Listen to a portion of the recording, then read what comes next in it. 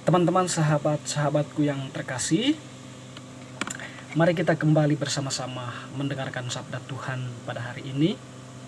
Kita akan merenungkan sabda Tuhan yang diambil dari Injil Lukas bab 14 ayat 1 sampai 6. Penyembuhan pada hari Sabat.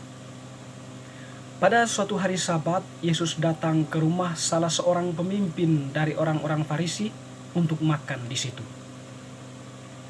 Semua yang hadir mengamat-amati dia dengan seksama. Tiba-tiba datang seorang yang sakit busung air berdiri di hadapannya. Lalu Yesus berkata kepada ahli-ahli Taurat dan orang-orang Farisi itu, katanya, "Diperbolehkan penyembuhan orang pada hari Sabat atau tidak?" Mereka itu diam semuanya. Lalu ia memegang tangan orang sakit itu dan menyembuhkannya dan menyuruhnya pergi.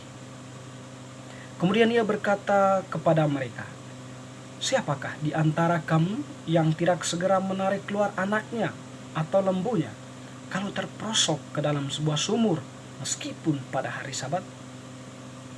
Mereka tidak sanggup membantahnya. Demikianlah Injil Tuhan, terpujilah Kristus. Teman-teman, sahabat-sahabatku yang terkasih, terkadang kita itu cenderung menghakimi orang lain, atau cenderung karena kita sudah mengklaim bahwa orang lain itu akan melakukan sesuatu yang buruk. Oleh karena itu, dia itu menjadi bulan-bulanan kita, atau kita akan mengamat-amati setiap tindakannya. Bahkan kita akan merasa takut dan cemas ketika kita melihat dan berhadapan dengan orang yang bersangkutan. Itulah sekiranya apa yang menjadi poin pokok atau persoalan pokok yang ditampilkan oleh bacaan Injil ini pada hari ini. Jadi dalam bacaan Injil yang telah kita dengarkan tadi, bahwa peristiwa Yesus melakukan penyembuhan terhadap orang sakit merupakan suatu peristiwa yang memang bagi orang-orang Farisi itu adalah momen di mana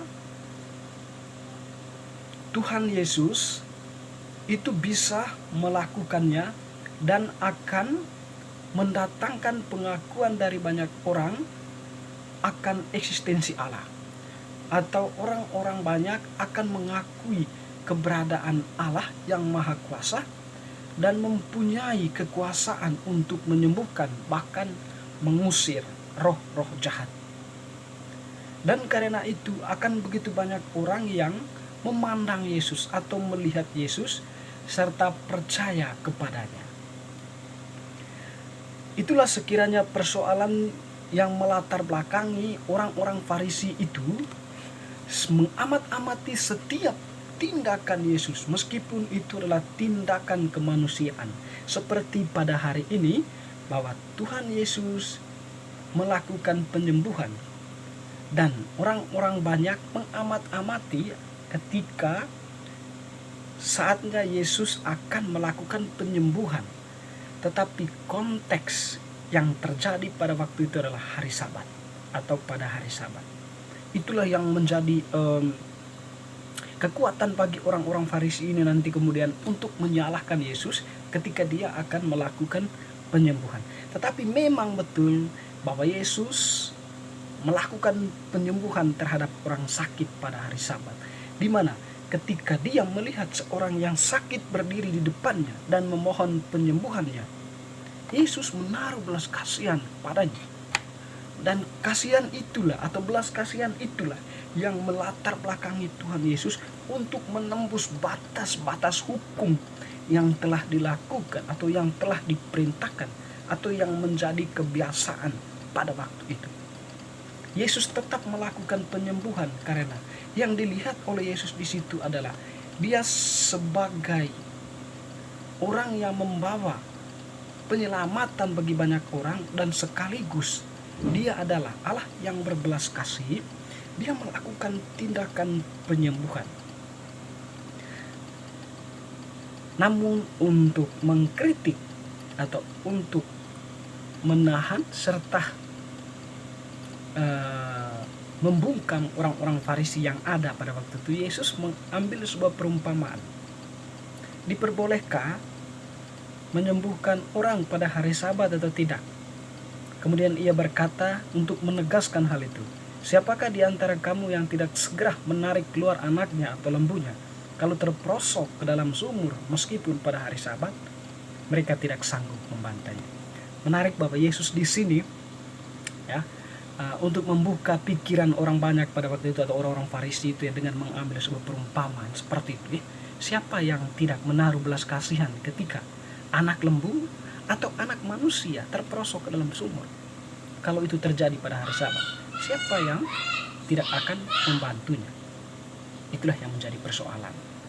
Sehingga pada akhirnya orang-orang itu pun diam, dan penyembuhan yang dilakukan oleh Yesus atas nama kemanusiaan karena belas kasihannya itu pun terjadi atas orang yang sakit itu.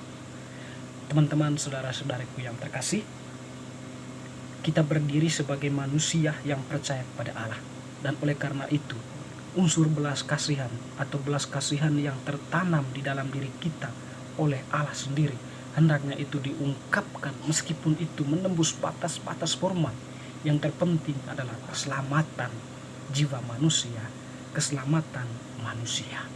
Semoga bacaan hari ini meneguhkan kita untuk mencintai sesama apa adanya tanpa harus memasang batas-batas atau kategori-kategori yang mengikat kita.